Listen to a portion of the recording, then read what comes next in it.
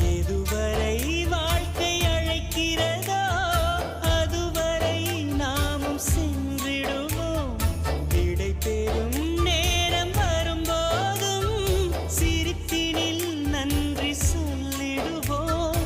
பரவசம், இந்த பரவசம் எந்நாளும் நெஞ்சில் தீராமல் எங்கே வாழுமே.